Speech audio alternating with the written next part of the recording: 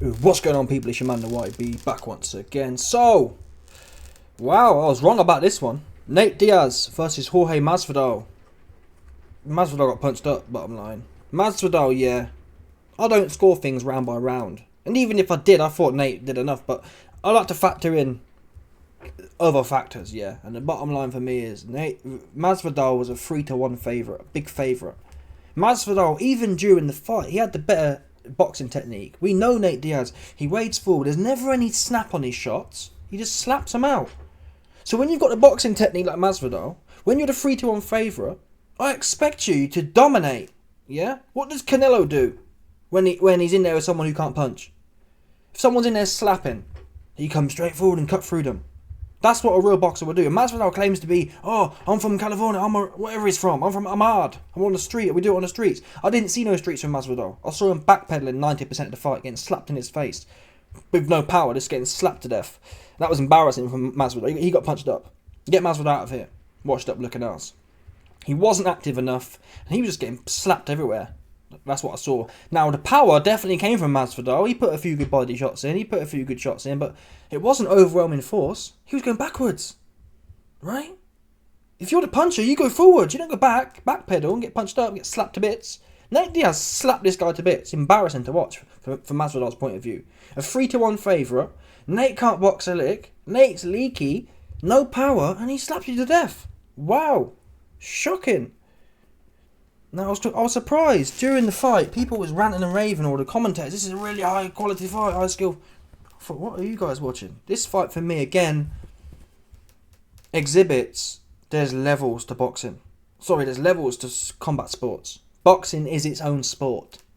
As if we didn't already know that, but that's confirmed now. Because in the UFC, yeah, these guys are dangerous. Masvidal, everyone was saying, Masvidal's dangerous with the hands. Dangerous on the feet. Dangerous striker. He sucked. Yeah? All that confidence. Masvidal in the UFC, yeah, he's like coming forward and having a go. In boxing, he's getting slapped to death by Nate. In the UFC, Masvidal did a job on Nate. Couldn't even cut him in boxing. It just shows you how much you have to appreciate what real boxers do. Because both of these cats look slow, they look leaky. They look like a bit of a brawl, essentially. And that is, I do have to say, that is often how these things go. Now, what I will say also is that what Fake Paul didn't do with Nate Diaz, it just really hit home for me. Why? Because Nate Diaz is 175 pounds. Fake Paul fought him like 190, 200 pounds. Nate Diaz, even here, at 175, looks soft. He never looks athletic. He's been fighting at 155 in his career in the UFC. Nate Diaz is a legitimate no more than 170, no more. Not a lick more at 40 years old. He's a 170 pounder. Where did Jake Paul fight him? I'm sure Jake Paul fought him at like 200 pounds. Let's have a look. Diaz versus Jake Paul weight. He fought him at a massive weight. Oh, Diaz who fought Paul at 185 pounds. So another 10 pounds. Either way, man. Fake Paul pumped that up even more. Yeah? Nate Diaz box rec. I don't even think it was 185. Tell a lie, people. This is how the number 185 comes along. 185 is the weight they weighed in on the scale. Nate Diaz at 185, yeah, he'll be fully pumped to the gills, adding weight. Right? Nate Diaz didn't weigh in at 185 and then put another 20 pounds on. Fake Paul will have weighed in 185 and got in the ring like 200 pounds. Do you see that one there? That's what Fake Paul would have been doing. So Fake Paul take his big ass in there. He's supposed to be a boxer. And he couldn't do nothing with Nate either. So maybe you have to say, oh, you have to give Nate Diaz credit. Or you have to give Fake Paul credit because Masvidal couldn't stop him either. Masvidal is even worse than Fake Paul though. Masvidal got slapped to death. All that hard road, man. I'm from the streets. I do street fighting. Where was that at? Masvidal at points looked scared in there. He was just standing there like this, just hiding. I couldn't work it out. When you're digging like Masvidal was, you got to work. You can't get slapped to death. I've never seen it. I've never seen anyone who's half decent, yeah, like Masvidal's supposed to be with a pause. I never see them backing up. I didn't see one round that Masvidal was on the front foot. For most of the fight, Masvidal would do nothing for 2 minutes, 2 minutes and a half, get slapped to death, and then have a spurt, a 20, 30-second spurt at the end of the round. That's not how you win a fight. Against someone like Nate who just slapping. Stay tight, don't get bent out of shape. Masvidal was like this at times, like getting punched up. He was. Nate was slapping him. I've never seen someone so slow. Seriously. Nate Diaz is so slow. So slow. And there's nothing on them shots at all. Nothing on them shots. They're like zombie shots. Imagine a zombie who's got half its brain missing. That's what them shots were like. And you know Nate Diaz, he's off the spice, right? So Nate Diaz, he's off the spice. He's like, Nate Diaz reminds me of one of them spice demons that you see on Instagram or TikTok. They're like, they're spiced out. And nonetheless, though, Nate Diaz, he slapped the spice out of Masvidal and all of his goons, that goon Neon. I did a video, that goofy Neon was like, hey guys, Nate Diaz, how does it feel to know you're going to get knocked out? Where's Neon at? Where's Neon calling the outs at? Because your man, the big gangster, big cartel boss, Masvidal, where he at? He got slapped to death. That's what I saw. I saw a man get slapped to death and then put a few pot shots in there that weren't effective. Yeah, if you're going to need pot shot, I need to see something. I need to see some knockdowns. I need to see some effective damage. At not one point did Nate Diaz stop coming forward. So all them pot shots that Masvidal rates he was doing, to what effect? Nothing. What I do know is, though, you were supposed to be the boxer. You were supposed to be the power guy. And you was backing up. How that make sense? When did you ever see Billy Joe Saunders backing up Canelo? When did you ever see Caleb Plant backing up Canelo? When have you ever seen some other dude backing up Pitbull Cruz? Right? You don't see it. Because they know that they with the shits. Do you understand? Masvidal, he's supposed to be like that as far as boxing goes to Nate Diaz, right? Masvidal's supposed to be the boxer, the 3-1 favourite, the I'm going to hit you hard. Instead, he got slapped to death. That's what I can say. I'm disappointed in Masvidal. I'm lucky as well because in my pre-fight, I said to you, man, that Nate's too leaky, Masvidal's too cute with the boxing, and I was actually thinking, I might put 100 quid in that. I think you put 100 on Masvidal, you got 44 quid back. And I was saying to you, yeah, put 100 on and you get a free Chinese. Oops, busted. I'm just so glad because I couldn't believe what I was watching. I couldn't believe it. And this is what makes sport so hard to understand because logically there was no way Nate could win that fight. No way. And yet here we are. Because these guys, they like to run their mouth. Masvidal like to run his mouth about how he a cartel boss. He get in the ring and we ain't seen nothing. We see him getting slapped half to death. God forbid, imagine Nate Diaz was a bit quicker, yeah, and digged a bit more and wasn't slapping. Oh my God, right? The only reason Masvidal was half in that fight was because Nate was so slow and had nothing on his shots. Right? Without that, if Nate had any kind of proper ping on his shots or any speed, Masvidal would have been stopped. Because there was points in that fight that the only thing keeping Masvidal up was the fact that Nate couldn't dig. Right? You know what I'm saying? He was like, Masvidal was on the ropes like, just hoping. Shocking. Proper disappointing. But for sure, people are saying it's controversial and it should have been a draw and no.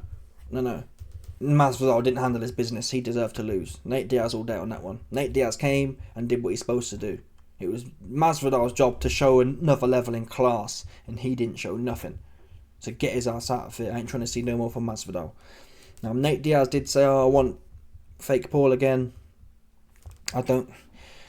As much as I don't rate fake Paul, Nate's just too leaky, man. He's just too leaky. He's too leaky. And someone who can box a bit. Jake Paul can box a bit. Masvidal cannot.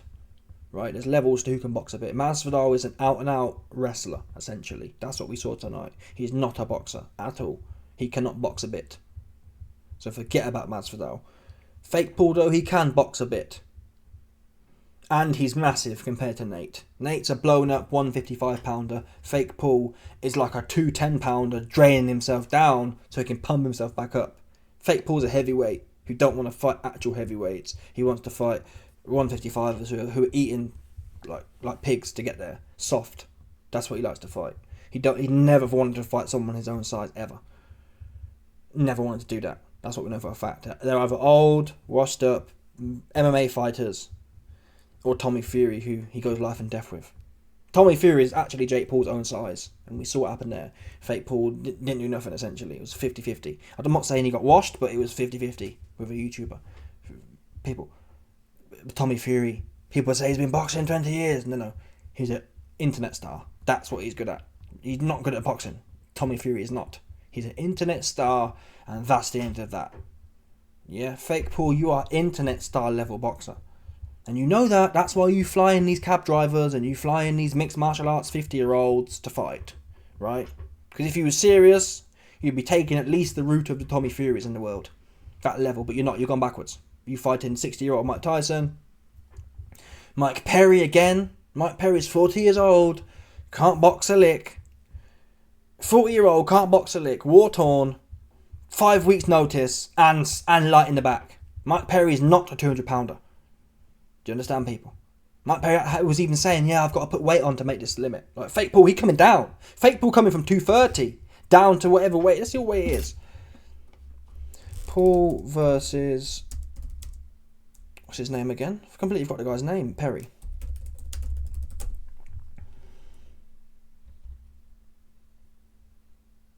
Paul versus Perry. Mike Paul to fight.